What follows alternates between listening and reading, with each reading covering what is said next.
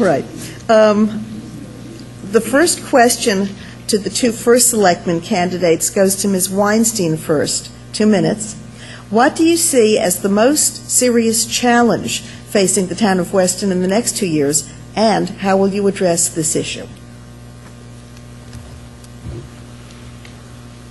I think the most serious challenge that we're facing now and will continue to face in the next 2 years is obviously our budget and taxes. It is the number one thing that I'm hearing from all of you that's on your minds. The budget must reflect the value of the town. It must reflect what we consider the most important items and decisions that we make, what goes into this budget and what we leave out of this budget. We need to make sure that the budget is affordable. We need to make sure that it's accountable, and we need to make sure that it's transparent. And most of all, we need to create a budget in a different way this year so that going forward, we will be able to have the option to see what exactly it is we need to run our town, and what are some of the items that maybe are wants that should the market crash again, or should we have good times that we can either leave into the budget or take out of the budget. Property tax increases, number one item. I too have been going door to door, and you hear it time and time again, and you'll hear it from people across the political spectrum. It's not a Democratic issue or a Republican issue. It's not people who are pro-schools, or everyone in town supports a great school system, but property taxes are an issue. And you have to address that over a time spectrum. In the short term, you look at the Selectman's budget and the Board of Education budget, start at the bottom, line item by line item, and every place you can find a savings, you take it, and drive quality. So it's not a Hobson's choice. It's not about property tax increases or quality. It's about controlling property tax increases, driving quality education, and also driving quality town services. You also take a look at green energy. Wherever we can to reduce energy costs by going green, we're going to go green. We're also going to reduce our carbon footprint. Then you take a look at the structure of government, municipal government, Board of Education government, and wherever you can combine services effectively. Could be accounts payable, could be information systems, you combine them. Those things take place over time. So in the education budget and the budgeting issue, you can do that over the next several months. But the other two items take time. Then you take a look at maybe a 3 or 4 year time horizon, and you look at what you can do that's coming in from the outside that have a negative impact on us. So as an example, our town employees are covered by a medical plan. That plan, the funding of that plan is dictated by the state. We're required to contribute 7.5% to fund that plan. Employees are required to contribute 2.25%.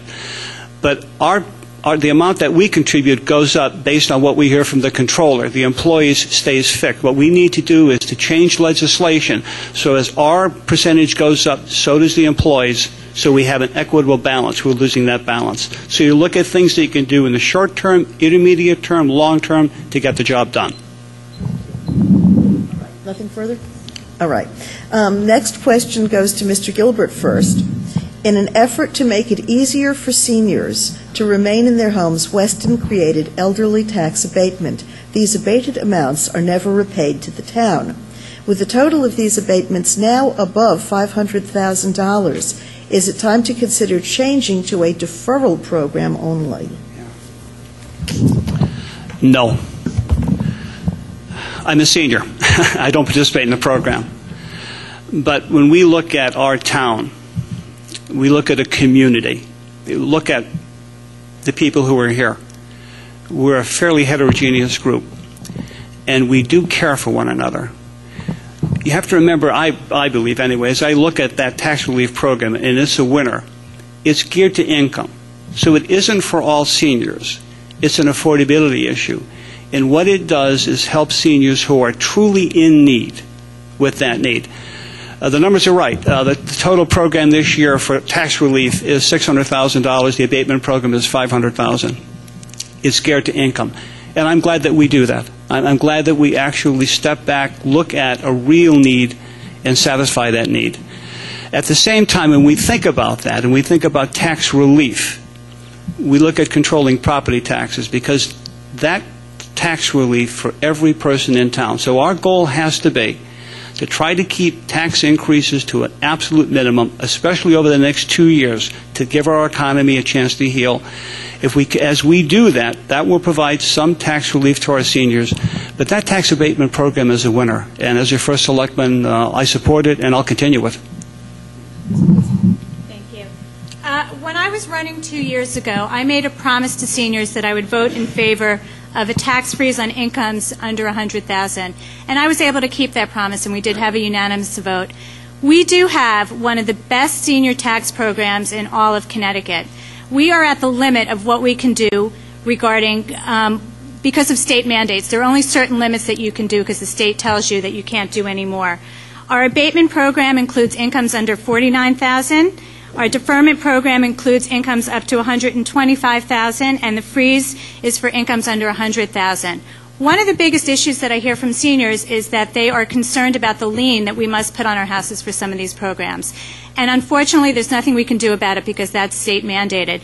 I do think we have to look at other ways to help seniors in our community as well, other than just by giving them tax relief. I think we have to look at how we can help them in their homes, how we can help our Human Services Department, which right now has zero budget that I've been trying to change for 2 years, and look to see if we can get a volunteer force that can help them offset other needs that seniors may have living in our community. Any rebuttal? Okay. Question? I'll throw the red flag later. Okay. Fair enough. The third question goes to Ms. Weinstein first. In an effort to increase our investment interest, the Board of Finance has recommended to the Board of Selectmen that the town invest in Fannie Mae, Freddie Mac, or Ginnie Mae type securities. Are you comfortable with investments of this type? Why or why not? Obviously, I have to say I'm comfortable because I did vote for it last week. We were collecting 0.4% on our investments. That is just a pathetic amount.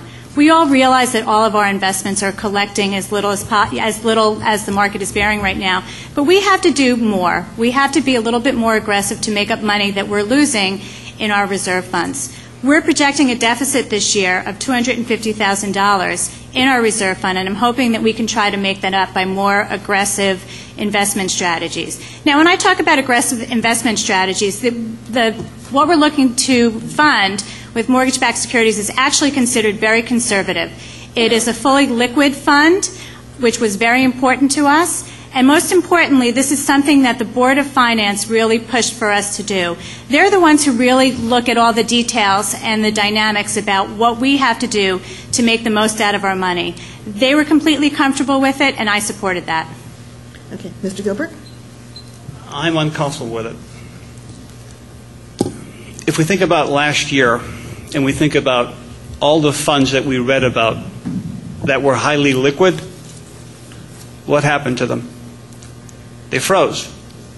They were certainly dynamics in the economy beyond their control, but they did. Credit froze.